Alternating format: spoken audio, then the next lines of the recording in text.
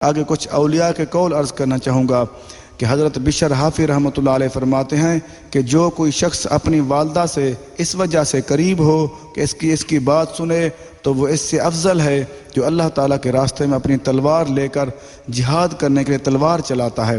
اللہ اکبر۔ دیکھو ہمیں اس چیز پر غور کر لینا چاہیے۔ وہ فرماتے ہیں اگر جو شخص اپنی والدہ کی بات سننے کے لیے اس کے قریب ہو محبت سے، اور دوسرا شخص وہ ہے جو تلوار لے کر جہاد کے لیے جاتا ہے، اس کو آپ وہ فرماتے ہیں کہ اس کو زیادہ اجر ہے جو اپنی والدہ کی بات سننے کے لیے قریب ہوتا ہے۔ بوڑھی اگر والدہ اس کے قریب ہوتا ہے بات سننے کے لیے محبت سے تاکہ اس کو تکلیف نہ ہو، وہ فرماتے ہیں اس کا زیادہ اجر ہے جو تلوار لے کر جہاد کے لیے جاتا ہے۔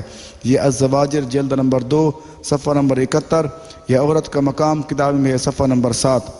آگے علامہ اقبال کا شعر عرض کرنے لگا ہوں، کتنا ارشاد فرما دیا، کتنا پیارا ارشاد فرما دیا عورت کے مقام کے حوالے سے۔ وہ فرماتے ہیں وجود زن سے ہے تصویر کائنات میں رنگ۔ وہ فرماتے ہیں کہ انسان کے عورت کے وجود سے یہ کائنات کی خوبصورتی ہے، یہ اسی وجود کی وجہ سے خوبصورتی ہے۔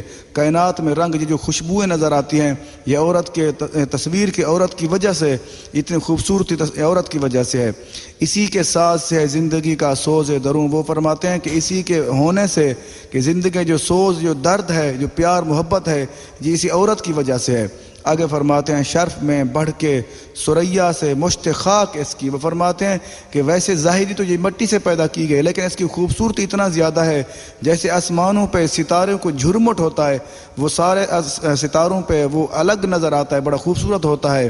اس لیے وہ فرماتے ہیں جیسے مٹی سے پیدا کی گئی ہے لیکن خوبصورتی اتنا ہے جیسے آسمانوں پہ وہ سریا ہوتی ہے، جھرمٹ ہوتا ہے، اتنا خوبصورت ہے۔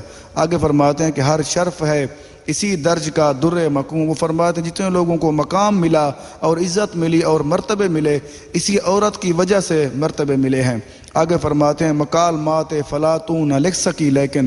وہ فرماتے ہیں کہ افلاطون نے جو کتاب لکھی ہے مقال مات فلاطون، اس میں وہ تعریف نہیں لکھ سکا لیکن اس کو یہ خیال نہیں آیا۔ وہ آگے فرماتے ہیں اسی شعلے سے ٹوٹا شرار افلاطون۔ وہ فرماتے ہیں کہ افلاطون بھی اسی سے پیدا کیا گیا ہے، پیدا ہوا ہے۔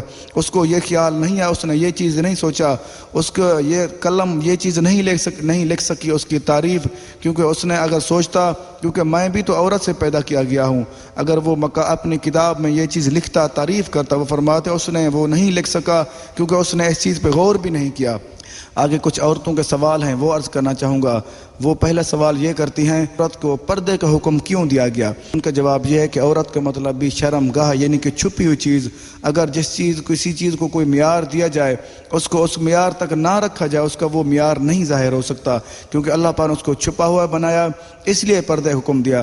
دوسرا اس کا جواب یہ ہے کیونکہ جو مقدس، جو پیاری چیز، اچھی چیز ہوتی ہے اس کو پردے میں لپیٹا جاتا ہے۔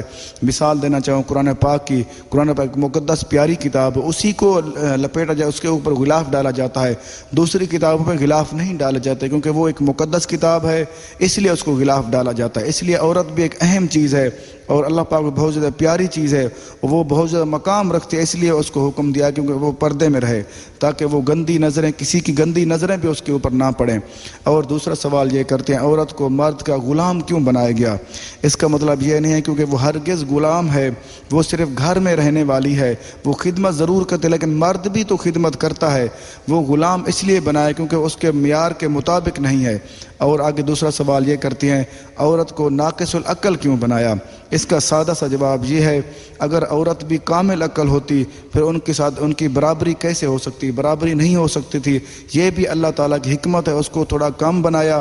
ناقص العقل مطلب یہ نہیں کہ اس کو کسی جگہ پتہ نہیں چلتا، وہ ہر چیز کا پتہ بھی چلتا ہے لیکن مرد کے مقابلے، مرد کے برابر نہیں ہے کیونکہ وہ مرد سے کم ہے۔ اس لیے ہے کیونکہ اگر وہ برابر ہوتی تو وہ مقام نظام نہیں چل سکتا تھا۔ آگے چوتھا سوال یہ کرتے ہیں کہ عورت کو طلاق کی اجازت کیوں نہیں دی گئی؟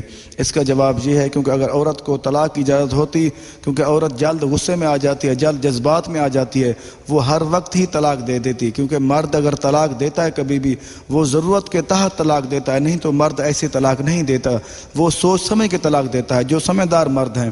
کچھ مرد ایسے بھی ہیں جو عورتوں کے جیسے عقل رکھتے ہیں کیونکہ وہ اپنے جذبات پہ زیادہ کنٹرول نہیں کر سکتے، وہ ساری باتیں کر دیتے ہیں۔ آگے 5واں سوال کیا کرتے ہیں، عورت کو بچے کیوں پالنے پڑتے ہیں؟ اس کا جواب یہ ہے کیونکہ وہ کفالت تو سب کی مرد کرتا ہے، کیونکہ عورت کو حقوق بھی زیادہ دیا گیا، اگر بچے پالتی ہے اس کا خیال بھی زیادہ رکھنے کا حکم ہے بچوں کو، اگر وہ کیونکہ وہ سب کو تو ویسے مرد ہی پالتا ہے، عورت صرف خیال کرتے کیونکہ وہ گھر میں رہنا ہوتا ہے اس نے، اس لیے بچوں کا خیال کرتی ہے، باقی پالتا مرد ہے ان کو۔ اللہ تعالیٰ سے دعا ہے کہ اللہ تعالیٰ ہم سب کو عورتوں کے مقام سمجھنے اور اس پہ عمل کرنے کی توفیق عطا فرمائے، آمین۔ اللہ حافظ۔